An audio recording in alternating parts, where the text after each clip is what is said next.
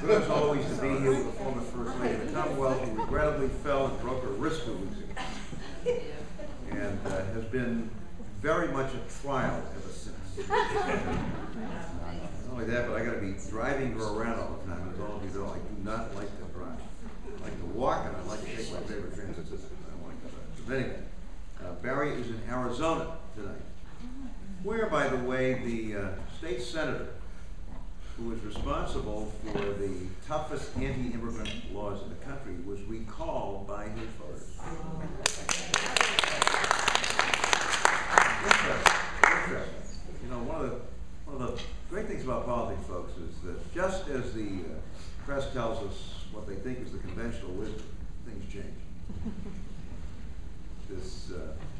The defeat of the so-called personhood amendment in Mississippi, what happened in Ohio. So, you know, Occupy, whatever. So here we are. Let me just quickly introduce two very good friends and very good people who are going to talk about how government should or should not socialize risk. I said to Nonnie, I said, give me that in English. I mean, what are you guys talking about, socializing risk? And she says, well, it's using government to minimize economic shocks, hardship, the kinds of risks that in a completely open economic system we would be subject to. I don't know if that's accurate. Jim says he's going to explain his view anyway. Who are these folks? Nonnie Burns was a lawyer and a good one. She was a Superior Court judge in Massachusetts.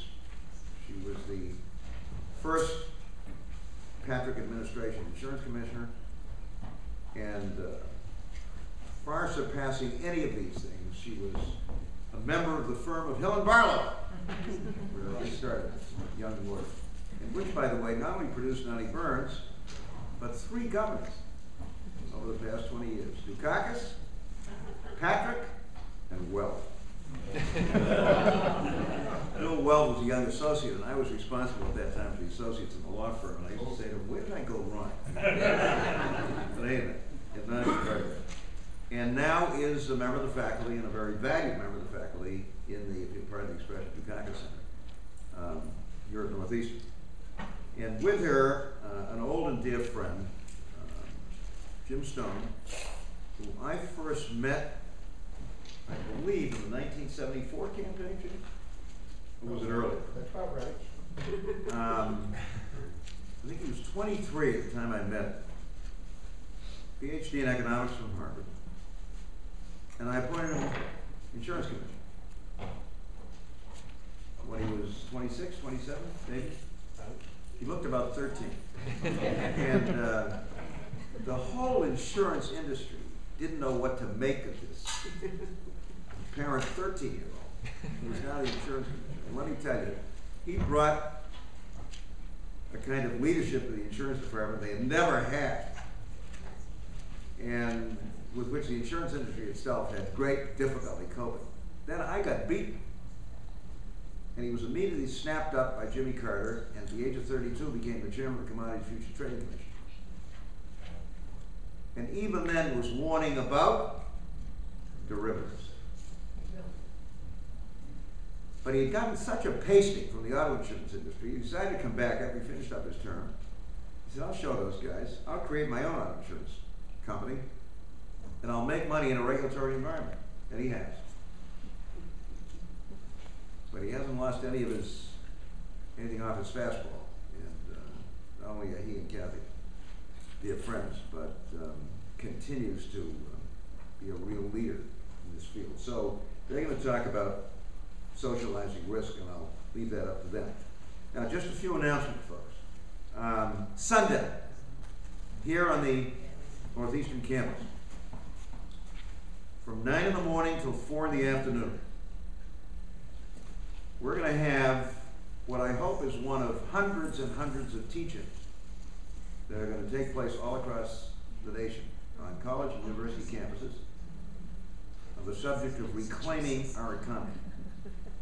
You know, the Occupy kids had done some interesting stuff, but it was Mrs. Bluestone, I don't think she called herself Bluestone, it was Emmy, who said to Barry, who as a student leader on the University of Michigan campus was deeply involved in organizing the first anti-Vietnam War teaching. Remember those? Those of us older remember. Why, I mean, these Occupy kids are doing a great job. Why aren't campuses protesting? Why aren't they doing teachings on jobs in the economy? And Barry said, you know, why aren't they? So we're starting on Sunday right here on the Northeastern campus, Blackman Auditorium, which is the big building behind the quadrangle in the front, the Krentzman Garden area, that area. That's Blackman Auditorium. We're going to start at 9 o'clock in the morning. I'll be moderating one or two of the sessions. Barry will be moderating and speaking at one of them. We're going to kick it off with the president of the university, Joseph Aoun. He'll be followed by the governor of the Commonwealth and the mayor of Boston and the mayor of Somerville, who's had some interesting things to say about job creation, investing in infrastructure, and a handful of other elected officials. And then we're going to have folks teaching style and a really terrific lineup of people who will be discussing the reclaiming of our economy from 9 in the morning till 4 in the afternoon. So you're all invited. We want to pack the place, and we hope it will inspire other campuses by the hundreds, thousands, to do that over the course of the next year. And then finally, we've got a terrific guy coming to the campus named Paul Starr. Now, if you're not in the healthcare field, you probably don't know much about Starr unless you receive the American Prospect. But he's one of the most thoughtful and knowledgeable people on the subject of healthcare that we have, and a terrific guy. And he'll be here on Friday the 18th from 4 until 5:30 p.m. right next door in the Cabral Center, the African American Institute. So we're doing the best we can to keep you well informed about things. Teaching on Sunday, Starr on Friday. And now, without further ado, I think I've given you a short bio. Let me introduce Nonnie. She's going to speak for about 20 minutes or so. Jim's going to follow, and then we'll take a break, and then we'll come back to you guys. Have a good session.